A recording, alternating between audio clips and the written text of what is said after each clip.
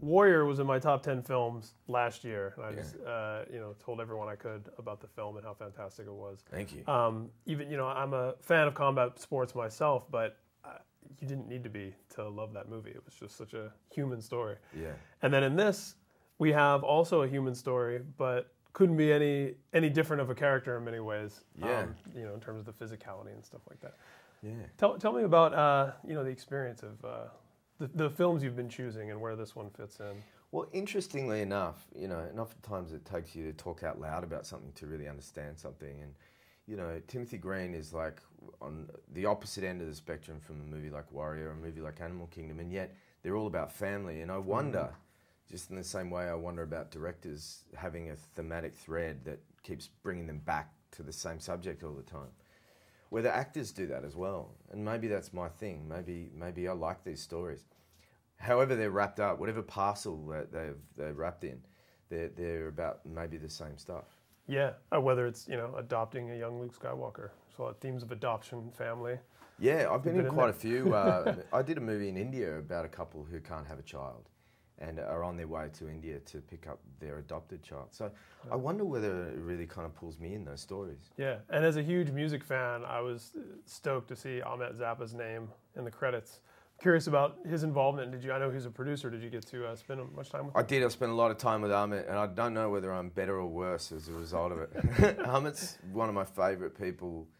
He has got an incredible imagination, and the initial seed that was dropped in the ground that grew this film is because of Ahmet. Unintended. Yeah, and he came up with the literally the seed of this idea about a childless couple who grow a child out of the garden. Brilliant. Yeah. Yeah, and I love that there's a kind of a fanciful supernatural element to this movie, obviously, but at the same time, it doesn't really spend a lot of time on that. No. It's still very.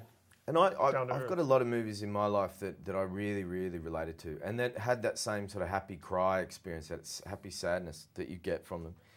And it's generally that, like, stranger rides into town and sort of alters everybody's life and then rides out again inevitably. And, and they're the best versions of those movies are either westerns or the magic movies.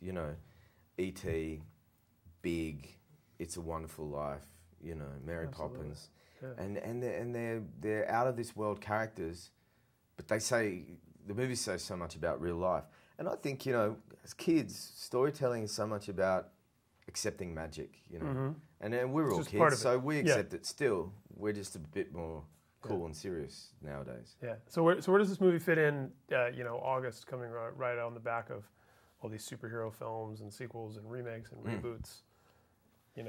Where does this fit in? Well, maybe after everybody's sort of watched a ton of movies about people saving the world with special powers. Maybe they're kind of interested to see a movie that's very intimate about a town that's sort of saving itself. Through the wisdom they learn through this sort of magical powers of this kid. Yeah. It's got softer edges, but in a way I think it's really bold as a result of that, because it's a film that sort of just challenges itself and the audience to just open their heart and look at what's going on an interpersonal level, and really understand that time is ticking away and we should really appreciate each other.